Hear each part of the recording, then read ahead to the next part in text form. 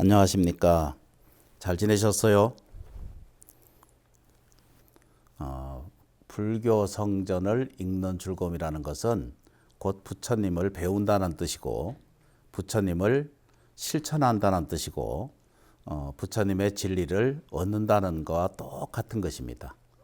늘 말씀드렸던 것처럼 부처님 하는 것은 역사 문화 속에서도 부처님이 계시고, 또 불상으로도 부처님이시고, 절에 오면 또 부처님 계시고, 또 일체처에 다 부처님이 계신데, 고따마 시달태자가 세상에 태어나서 당신이 깨달음을 얻기 전까지는 우리와 똑같은 한 사람으로 살았어요.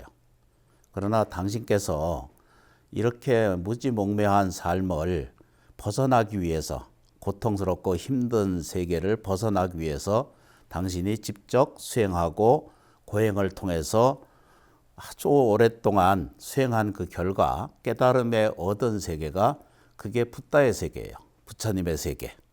이래서 이걸 부처님 세계라고 하는 것은 부처님이 깨닫기 전까지는 우리와 이 세상이 똑같은 인간으로서의 모습을 그대로, 사람으로서의 모습을 그대로 유지하고 계셨고, 깨달음을 얻고 난 후에 들여다보는 지견, 그 당신께서 얻으신 그 세계는 곧 모든 것에서 부처님의 지혜의 광명을 밝으신 것 같아요. 그래서 모든 고통을 끊으시고 밝고 안락한 세계를 얻으시게 됐어요. 그걸 우리는 부처님의 세계라고 이렇게 표현을 해요. 그래서 이제 정확하게 표현하면은, 그래서 이제 복덕과 지혜라고 이렇게 표현하기도 하고, 그러니까 복이라고 하는 것은 살아가는 에너지를 복이라고 그러거든요. 복력이라고 하는 것은 살아가는 복력을 일러서 이것을 에너지라고 표현하고, 그 에너지를 어떻게 사용할까라고 말하는 것을 지혜라고 이렇게 표현합니다. 그래서 이거를 복과 지혜가 이렇게 표현한다라고 표현해요. 그래서 사람한테는 왼손에는 복이 있고 오른손에는 지혜가 있습니다라고 이렇게 자기 안에 들여다봐요.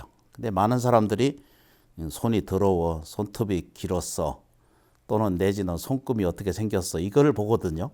근데 실질적으로 자기 왼손에는 복이 가득하고 오른손에는 지혜가 가득하다는 뜻이에요. 이 손으로 뭐든지 다 하잖아요. 뭐든지 창조하고 뭐든지 만들어내고 모든 이 세상의 모든 것을 다 손으로 다 만들어요. 그래서 이것을 그 새의 날개와 양이과 같다. 두 개의 날개와 같아서 하나는 복과 지혜가 있어야만이 이게 충만한 상태를 표현하는 이것을 우리는 불성이라고 표현했고, 이 불성이라고 하는 말을 법신이라고 하는 말로도 이렇게 표현했습니다. 그걸 이제 불교적인 표현으로는 이 법신이라고 하는 말을 청정법신 비로자나불이다라고 설명을 드렸어요. 그래서 이것이 청정한 세계가 우리한테 반드시 갖춰져 있는 세계를 가지고 있다는 거예요. 그래서 큰 스님 법문들이나 또는 이제 이 경전 안에 이제 들어간 내용을 잘 살펴보면은 사람이 본질적으로 이렇게 가난하고 병들고 이렇게 늙고 병들고 가난 병 불행이 본래 없다라고 하는 진리를 가리키는 것이 부처님의 설법이고 내용의 핵심이에요. 다시 말하면 사람은 태어나서부터 부족하다 이렇게 표현했거든요. 그러니까 태어날 때부터 완벽한 상태를 가지고 태어날 수 있었다라고 이렇게 표현해요. 이것이 육체적이거나 정신적인 거나 장애가 있다 하더라도 이 세상에 태어난 이 호흡하고 생각하고 이해하고 말할 수 있는 이런 능력을 가지고 세상에 태어났다는 것은 곧 세상에 한 생명, 다시 말하면 한 부처님이 세상에 태어난 것과 전혀 다르지 않습니다라고 이렇게 표현해요. 그런데 오늘 이제 제목으로 말씀드린 것은 이제 차례로 얘기하면 내 것이라고 하는 것에 집착하지 않으면 모든 것을 성취하고 얻을 수 있다라고 하는 제목이에요. 다시 말씀드리면 내 것이라고 하는 집착하지만 않으면, 과한 집착을 하지 않으면 모든 것을 성취하고 얻어낼 수가 있다라고 이렇게 표현하는 거죠.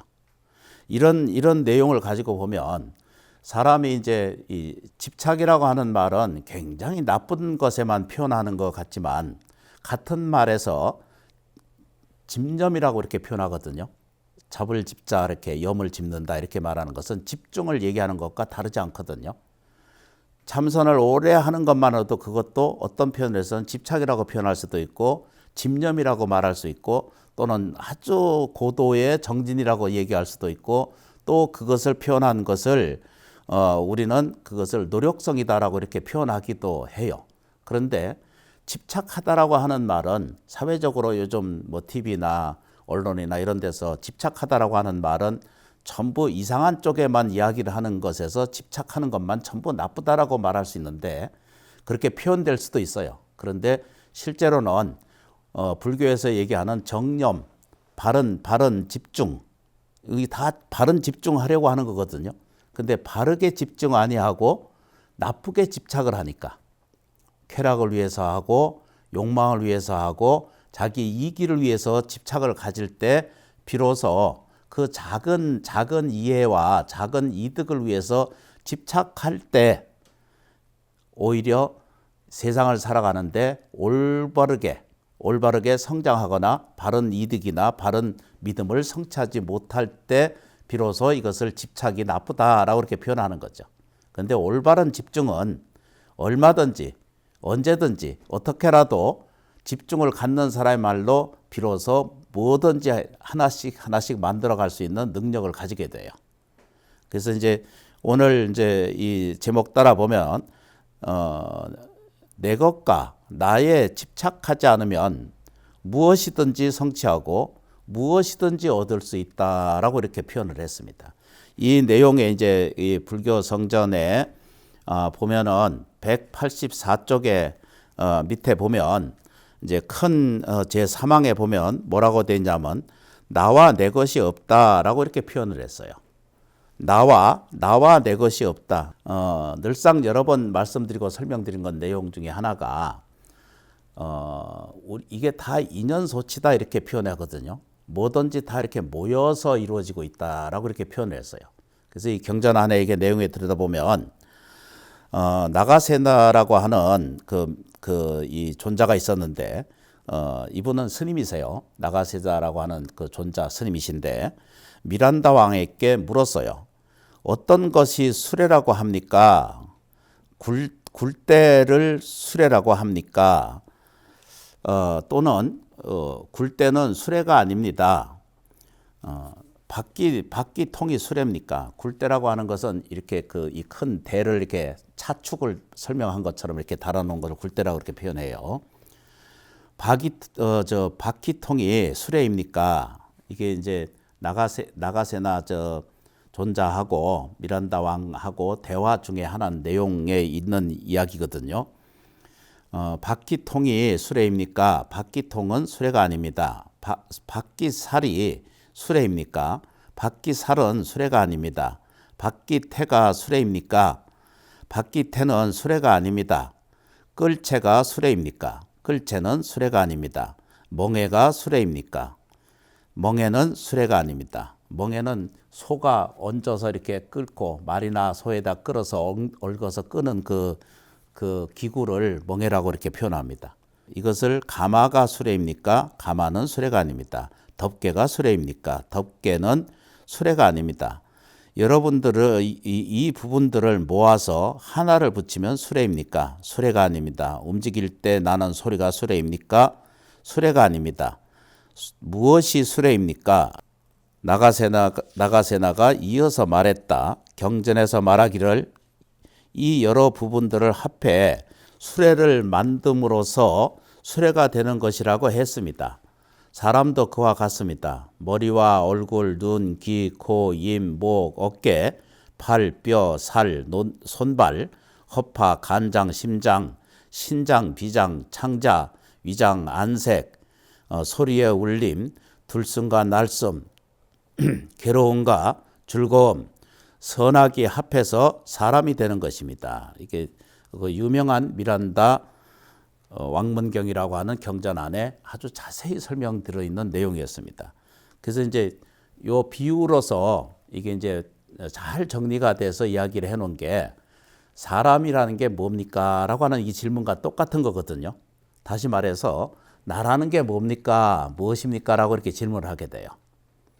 그래서 모든 동서양을 분문하고 일체 모든 질문에 철학의 질문이 뭐냐면 내가 무엇인가라고 하는 질문이거든요. 모든 수행자가 질문하고 있는 목적이 뭐냐면 내가 무언가라고 하는 것을 질문하는 것과 똑같아요. 그래서 많은 수행자들이 많이 공부하는 이렇게 마음 공부하시는 분들이 다 나의 실존이 뭔가, 나의 실체가 뭔가, 나는 정말로 어떤 존재인가, 어떤 생명력인가 이런 것을 질문하는 것을 여기에서 같은 것과 똑같아요. 그런데 서가세존이 이걸 여실하게 설명하신 내용이 뭐냐면 이건 다 인연에 모여서 이렇게 하나의 사람이라고 만들고 있고 나라고 하는 것을 설명하고 있지만 모여 있을 때는 사람이지만 흩어놓으면은 사람이 아닌 것처럼 이 시계 이렇게 여러 번 이제 설명드리잖아요. 시계를 이걸 분해를 시키면은 시계라고 하는 것이 흔적적인 것이 없거든요. 이게 시계라고 하는 것이 있어요. 있다라고 보는 거거든요. 이건 시계입니다라고 이렇게 봐요. 그런데 저게 해체되면 어떻게 돼요?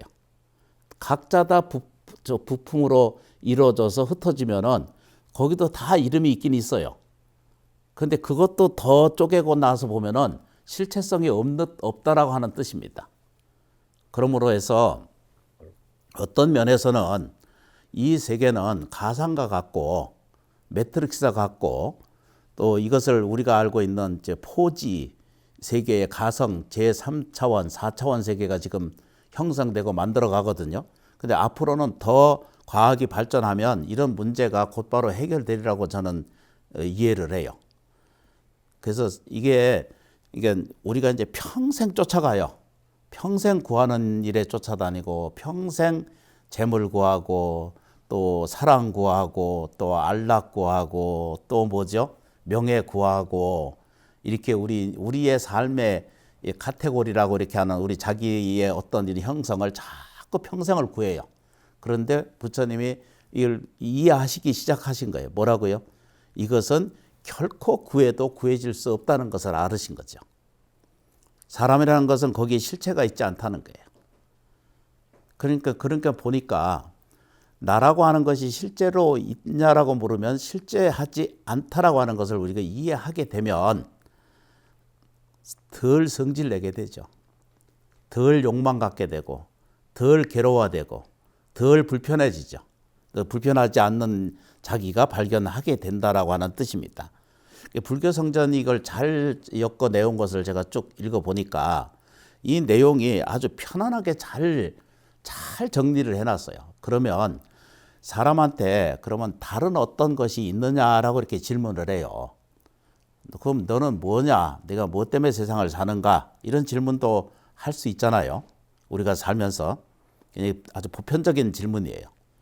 그런데 이제 이렇게 본질적인 것을 질문을 하다가도 텔레비 보다가 잊어버리고 맛있는 거 먹다 잊어버리고 또 이제 신랑이랑 싸우다 보면 또 그것도 잊어버리고 또 청소하다 보면 또 잊어버리고 이러다가 다 이걸 본질적을 잊어버리고 그런데 잊어버리거나 말거나 항상 당신은 나라고 하는 거예요.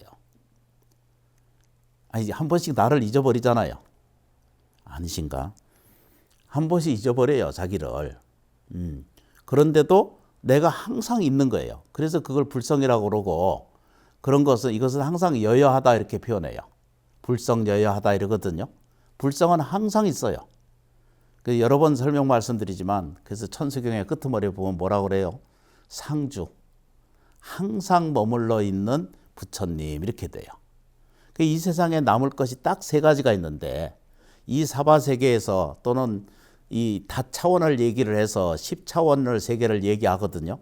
보편적으로 우리는 식물, 동물 이런 미물 세계는 2차원까지 이해를 하고 있고 또 우리가 사람의 3차원 세계를 알고 있거든요. 그리고 꿈 세계나 이런 다른 차원 내에 보이지 않는 세계를 넘어서는 것을 4차원이라고 표현해요. 근데 실제적으로 그거보다 더 넘어서는 세계가 5차원 세계가 있어요. 그걸 우리는 불교식으로 얘기하면 뭐라고 표현하냐면 지옥, 아기, 축생, 수라, 인도, 천도, 성문, 연각, 보살, 부처님, 이것이 13개예요. 이걸 10차원의 세계라고 그래요. 예, 표현적으로 하자면. 그러니까 우리가 사는 세계가 이렇게 여러 번 내가 설명을 드렸거든요. 이게 이제 이쪽에서부터 지옥, 아기, 축생, 수라, 인도, 천도, 그렇죠, 그죠? 성문, 연각, 보살, 부처님 이러거든요. 이게 이제 합장하는 게 이렇게 지옥에서부터 부처님까지 이렇게 합장을 하면 이게 일심이고 이게 합장이에요. 이게 하나라는 거예요, 이게. 지옥도 내가 가지고 있고 부처의 세계도 내가 가지고 있다는 거예요. 그러니까 단지 어떤 사람은 지옥 같은 삶을 살고 어떤 사람은 보살의 삶을 살고 어떤 사람은 최정각 세계에 이르신 붓다처럼 그 완벽한 세계의 생명체를 이해하시고 깨달은 세계에 이른 것이 우리에게 전혀 이 부처님하고 나하고 절대 다르지 않다라는 것을 설명하고 계신 거예요. 그래서 이게 설명하신 거예요. 나가세사 이 존자가 이렇게 설명하기를 뭐라고 표현하냐면 수레에 비유해서 얘기를 해요. 헤쳐놓으면 수레라는 것이 없다. 마차라는 게 없다. 마차라는 게 수레라는 뜻이잖아요. 그죠? 자동차도 마찬가지고요. 볼펜도 이것도 마찬가지고요. 이것도 마찬가지고. 이 세상이 이것을 보는 것을 전체적으로 표현하는 말을 이거를 불교식 용어로 표현할 때 이걸 공이다라고 말해요. 그죠? 그래서 이게 이제 없는 것을 공이라고 그러고 공즉이거든요. 반야신경에서 공즉이잖아요. 이 비어 있는 것처럼 보이는 것 같지만 공즉 시색이거든요. 이게 다 공이에요, 다 사실은. 그런데 보일 때는 이렇게 이 잔으로 보이고 이렇게 시계로 보이는 거예요. 이게 색이라는 거예요. 근데 본질은 뭐예요, 그죠? 공하는 것에서 온 거죠. 좀 어렵죠, 그죠? 이해하기가 쉽지는 않아요. 그래서 그거를 쉽게 접근하려고 한 것이 우리 조계종 포교원에서 이거 아주 오랫동안 이렇게 준비를 하신 거예요. 그래서 이제 그 내용을 안으로 들어가려면 뭐라고 해요, 그죠? 내가 집착하지 않으면 모든 것을 성취하고 모든 것을 얻을 수 있다 이랬거든요. 그러면 어떻게 하면 올바른 집중은 필요하고, 그러니까 참선하고 기도하고 염불하고 하는 것은 다 뭐죠? 집중해야만 다른 차원으로 건너갈 수가 있고 이해할 수 있고 만나질 수 있기 때문에 염불하고 기도하고 참선하는 거죠. 요 점이 먼저 이해가 되시면은 염불이 왜 필요하냐면 현상의 내용만을 보고 사는 것이 아니라 한 차원 한 차원을 더 열어가시고자 하는 노력을 하는 거죠. 우리는 다 3차원 세계의 벽 속에 살거든요. 입체에 산다는 거예요. 입체 아시죠? 보이는 게 지금 입체로 보이는 게 이게 이 3차원이에요. 이 지평이 이게 1차원이고 보통 이게 알고 있는 병력이 이게 2차원이고 입체로 보이는 게 3차원이고 4차원은 보이는 세계와 보이지 않는 세계가 공존적으로 해요. 그러려면은 사람한테 이게 왜 이익이 돼야 되는가라고 하는 질문이 나오죠. 불경을 공부하고 경전을 배우고 염불하고 수행하고 참선하는 것은 왜 필요한가? 사람한테 필요하기 때문이에요. 무엇이든지 뭐죠? 얻을 수가 있고 무엇이든지 성취할 수 있다는 거예요. 그게 부처님 가르침이에요. 누가 또 그걸 뭐라고 할지도 몰라요. 그런데 내 것에 집착하지 말라. 이게 첫 번째예요. 내 것에 집착하지 말라고 가르치는 것이 정말로 부처님의 이 원력 중에 하나라고 이렇게 볼 수가 있습니다. 과한 욕심과 과한 집착을 하는 것에 그것을 추구하고 있는 동안 그것이 수반하는 것은 뭐가 따라다니는가? 고통스러운 것이 따라다닐 수밖에 없다. 이렇게 표현해요. 그래서 이제 옛날에 여기 이제 경전 안에 보면 186쪽에 불교성전 186쪽에 내 것에 집착하지 말라 밑에 들어오시면은 같이 좀 불자님들하고 TV 보시는 불자님들께서도 BBS 불교 TV를 보고 계시는 불자님께서도 이 경전을 같이 펴고 읽음으로 해서 공명이 이루어지기를 바라네요.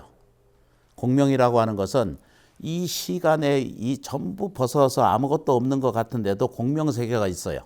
파장의 세계가 있고, 그것은 우리가 중력 속에 사는 것처럼 우리가 이런 세계에 사는 것에서처럼 같이 읽고 같이 공명하면 그 공덕이 같이 배가 되리라고 이렇게 생각을 합니다.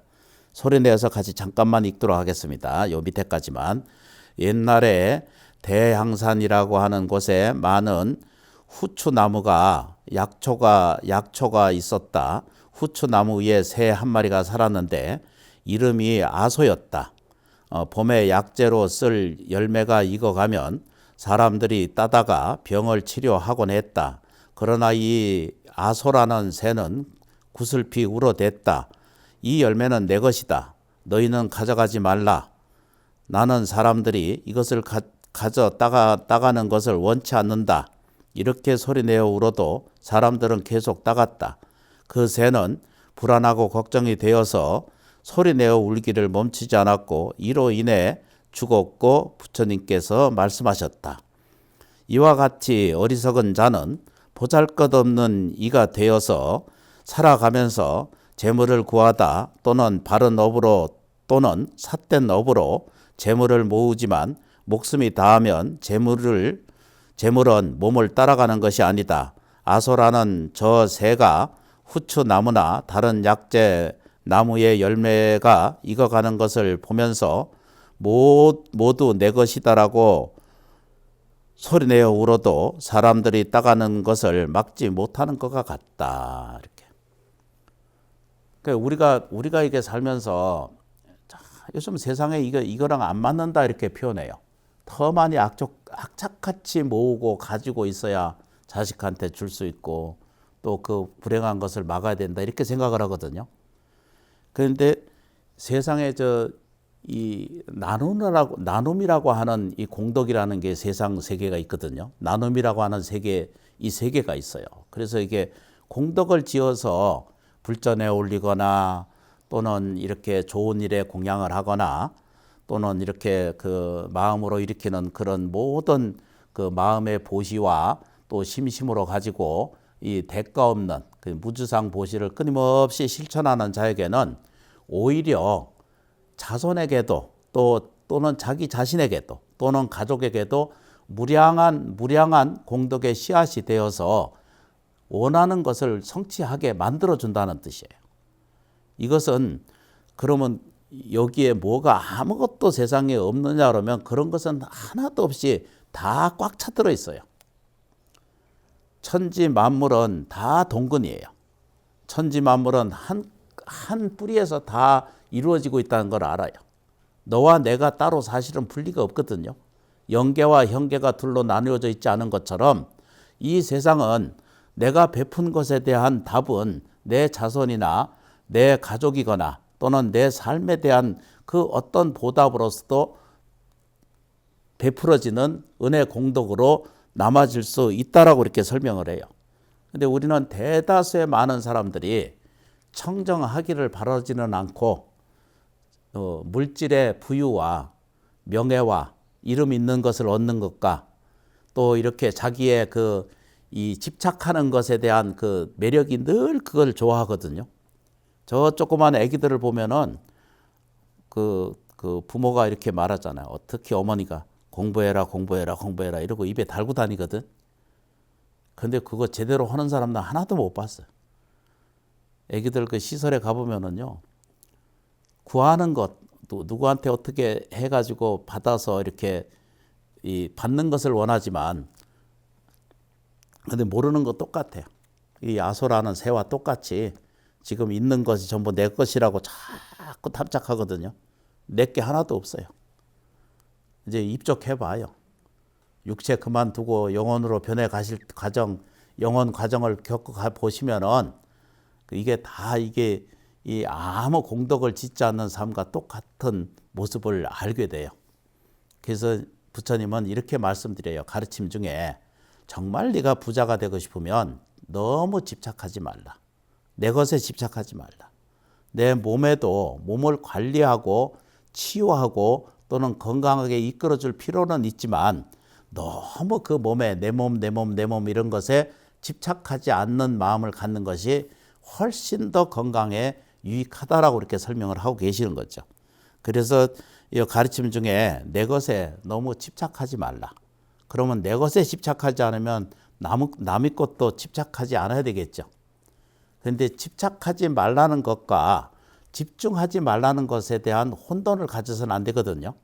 올바른 가르침은 보다 집중해서 공부를 해야 되고 노력을 해야 되고. 저 국수집 하는 저 사장님은 국수에 집중해야죠. 그런데 그런 것에 집착하지 않고 국수집은 놔두고 딴 데 가서 어디 뭐 도박을 한다든가 또 그냥 그 장사 안 하고 나가서 사우나에 가서 하루 종일 누워 있다든가 이러면은 이제 이게 다른 집착을 하게 생긴 거죠. 그래서 이거를 불편한 집착을 한 거죠. 올바른 집착, 올바른 집중이 이루어지면 좋은데 불편한 집중을 집착을 많이 하게 되면 결국은 전체에게 다 이익되지 않는다라고 하는 것을 설명드릴 수가 있습니다. 하나 더 이제 설명 말씀드리면 나라고 하는 그 견해에 집착하지 말라라고 이게 두 번째 설명을 해요. 이 내용이 뭐냐면 내 것이라고 하는 것은 이건 이제 내 몸뚱아리부터 시작해서 물질적인 것을 설명하고 있지만 자존적인 문제 또 나라고 하는 표현 양식에까지 들여다보는데 거기에도 너무 집착하지 말라라고 이렇게 아주 자세히 설명하고 있고 그 경전 안의 내용을 다시 한번 더 읽어서 보겠습니다. 187쪽에 보시면 그 위에 보면 나라고 하는 견해에 집착하지 말라라고 이거 두 번째 설명을 하고 계세요. 같이 소리내서 읽어보도록 하겠습니다. 옛날 어떤 사람이 매우 가난해서 남에게 많은 빚을 졌지만 갚을 방법이 없었다. 그래서 그는 그곳을 피해 아무도 없는 들판으로 도망가다가 보물이 가득한 상자를 발견했다. 그런데 그 보물 상자는 맑은 거울로 뒤덮여 있었다. 가난한 사람은 그것을 보고 매우 기뻐하며 열어보려고 하다가 거울 속에 비친 사람을 보고 매우 놀라고 두려워 합장하고 말했다. 나는 빈 상자에 아무것도 없다고 생각했소. 그대가 이 상자 속에 있을 줄은 몰랐으니 부디 화내지 마시오.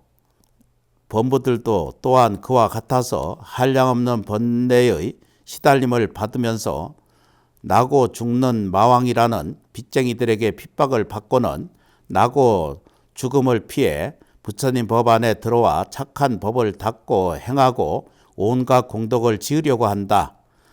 그러나 보물 상자를 보고 거울 속에 비친 자기 얼굴에 미혹된 사람처럼 망령되게 나라는 것이 있다고 생각해서 곧 거기에 집착해서 그것을 진실이라고 생각한다. 이해도가 조금 상이할 수도 있어요.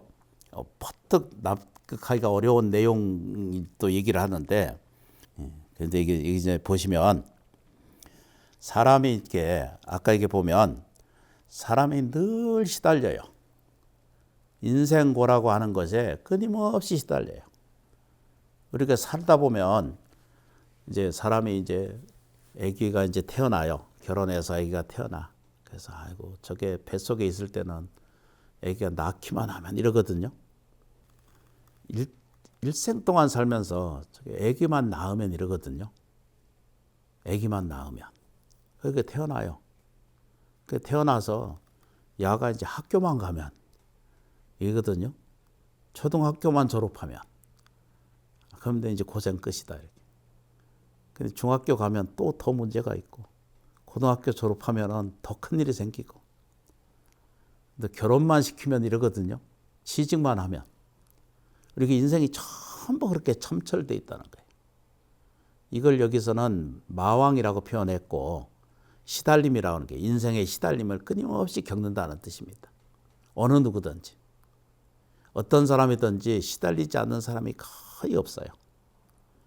이것을 올바르게 되돌아보고 이것이 내가 태어나는 것은 이건 힘든 일이다라고 생각하고 있으면 태어나면서부터 힘들어요. 그래서 이것을 생각의 작용이라고 그러거든요. 그래서 이제 학교 가는 것도 싫어해요. 애기들이 학교 가는 거 참 싫어하거든요. 물론 좋아서 가는 학생도 많이 있지만 웬만하면 다 가서 공부하기 싫어해요. 근데 그게 단지 그 생각의 차이라는 거예요.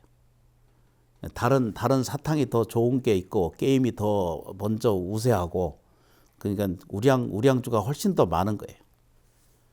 그래서 그거는 계속 따라가면은 사탕을 좋아하면은 이빨이 먼저 상할 거고 즐기고 좋은 일을 더 많이 공부 안 하고 그걸 더 많이 하게 되면 그러니까 아주 보편적인 이야기를 해요. 그런 것을 설명하는 것에 우리가 사는 것이 잘못 보고 있다라고 하는 경례를 설명해요.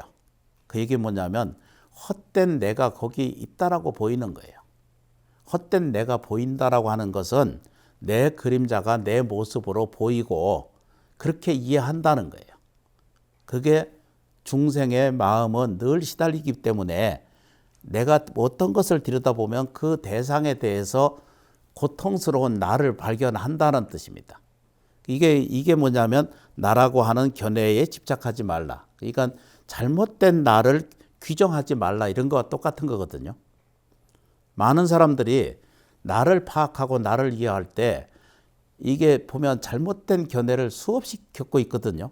그래서 여러 번 설명드린 것처럼 가난한 내가 있다라고 자꾸 생각을 해요.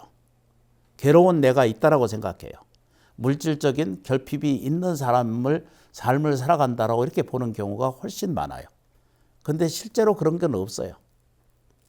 그게 마치 거울 속에 거울을 보고 그 볼 보고 다른 사람이라고 다른 사람 그 가난한 사람 주인이 따로 있어서 나는 주인이 될 수 없다와 똑같은 말과 같은 얘기예요.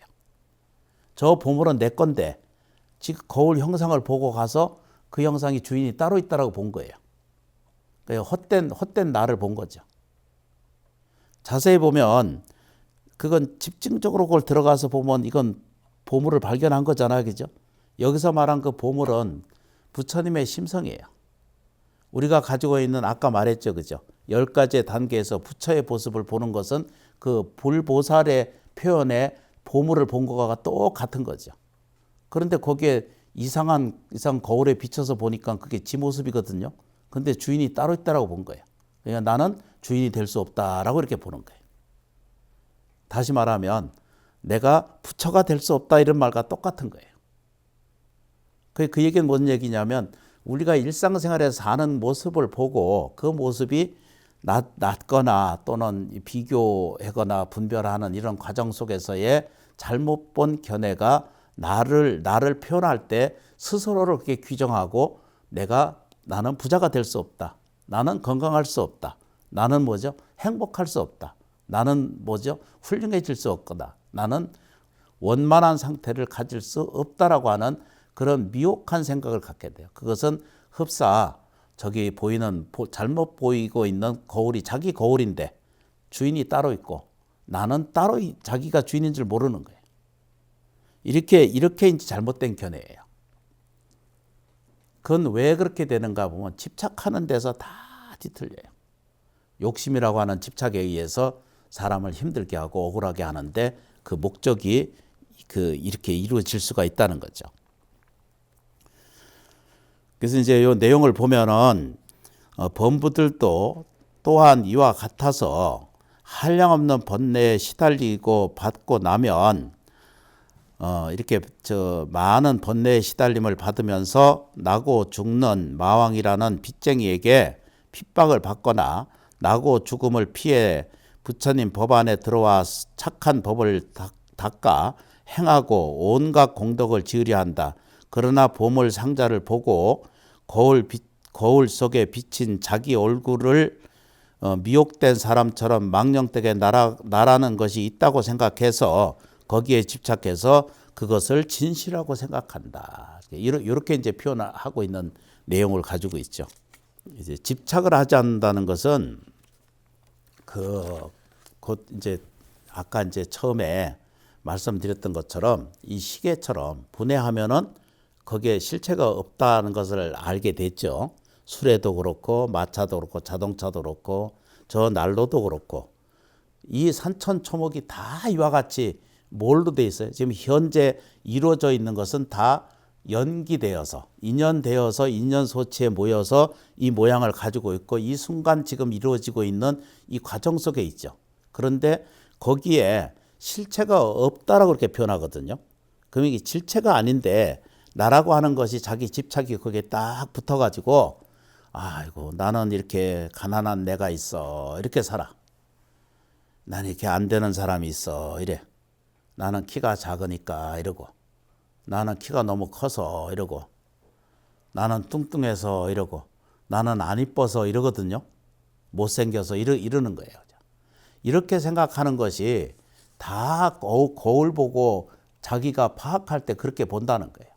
그래서 이걸 바꾸는 방법이 그런 집착으로부터 벗어나려면은 실질적으로는 뭘 봐야 되냐면 거기에는 진정한 내가 아니다라고 표현하는 나가 돼야 된다는 뜻이죠. 그게 진짜의 나는 보물을 바로 찾아가서 이건 내 보물이다라고 말할 수 있어야 되는데 그게 거울을 비춰지는 형상을 보고 나서 저게 주인이 따로 있구나 이렇게 보는 거예요. 거기 주인은 없어요. 자기가 주인이에요. 다른 주인이 없어요. 그래서 이제 부처님이 가르친 것이 이 내용은 조금 여러 번 다시 정리를 해야 될 내용 중에 하나인데 궁극의 가르침은 부처님의 궁극의 가르침이라는 것이 나타나요. 그게 뭐냐면 187쪽 아래쪽에 보시면 궁극의 가르침 무아라고 하는 걸 가르치기 시작해요. 그래서 이제 이 모든 것이 이 몸뚱아리가 납니까? 라고 질문해 보니까 나라고 하는 것은 변해가고 있으니까 그건 내 실체가 아닙니다. 이렇게. 그러면 내 마음이 납니까? 그러니까 마음은 형상하는 것에 생각하고 말하고 행동하는 것에 나타난 모양새의 합정적인 것을 일어나는 순간순간 일어나는 감정, 오감, 느낌 이런 것들이 일어나는 것을 마음이라고 표현할 뿐이지 마음이라고 하는 건 실체가 없거든요. 그냥 생각하고 있고 감정이고 오감이고 느낌이고 이런 것들이거든요. 정서고. 그런 것들이 계속 주마등처럼 이렇게 변해요. 그래서 실제적으로 공부를 한다는 것은 계속 이렇게 이게 헛개비처럼 계속 원숭이 떼듯이 한순간도 안 있잖아. 그죠? 잘 때 빼고. 계속 마음이 움직여요. 그래서 이것을 붙들어 놓기 위해서 시작한 게 수행이에요. 그게 이제 불교에서 얘기하는 호흡관이라든가 위파사나라든가 선정을 배운다든가 그렇게 해서 이렇게 계속 움직이고 뛰어다니는 것이 망상처럼 움직이거든요. 한순간도 머물리질 않아요. 그래서 이것을 정지시키고 집중하기 위해서 올바른 이 선정에 들어가기 위해서 공부를 하는 것이 불교인들이 그게 하는 공부거든요. 그래서 조금이라도 올바른 것이 바로 조금씩 유지되면 그것이 삼매에 든다 이렇게 표현하거든요. 이제 그것을 설명드리는 것이 어떤 면에서는 전부 무아라고 이렇게 표현해요. 그러니까 거기에는 모여 있는 것만 있지 실제로 나라고 하는 것은 실제성이 없다는 거예요. 그러면 사랑하는 나, 이거 다 집착이거든요. 집착이 괴로움을 양상할 뿐이에요.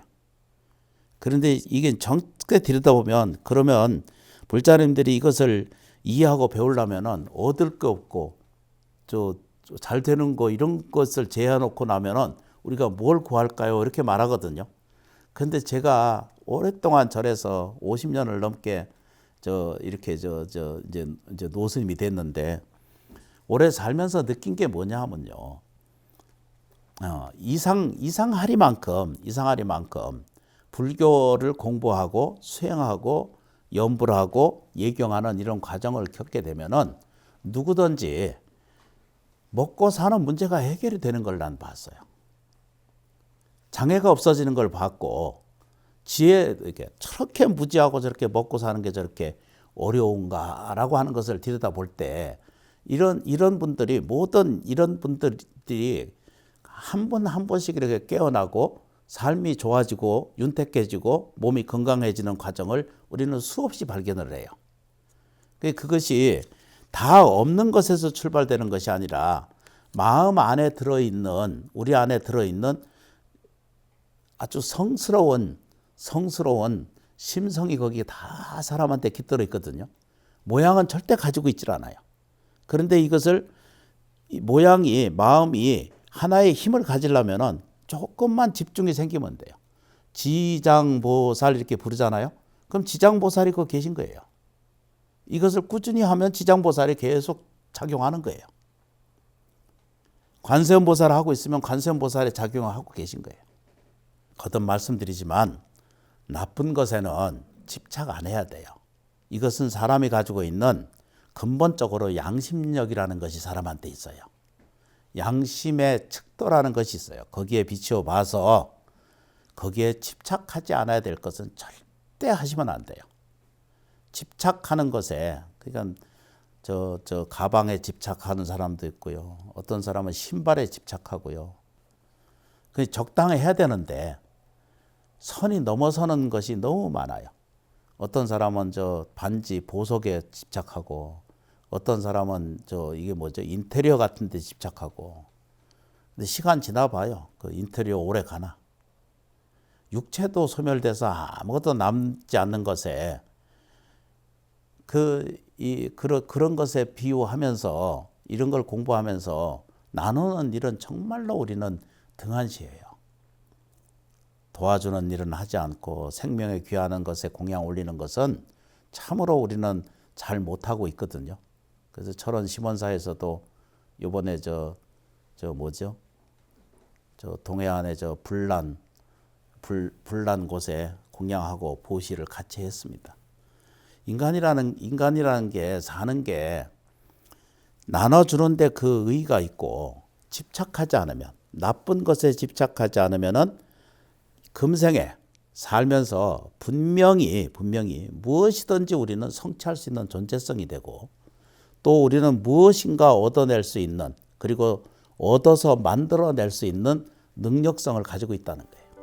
그런 능력을 가진 것이 우리의 모든 불자님들이시고, 이 BBS 불교 방송을 듣고 계신 모든 시청자 여러분들께서도 다 부처님처럼 부처님의 원만과 부처님의 복과 지혜가 항상 가득하게 넘쳐나는 그런 존재성을 우리는 발견하시고 실천하시고 능력을 가질 수 있게 되리라고 저는 생각하게 됩니다. 고맙습니다. 감사합니다.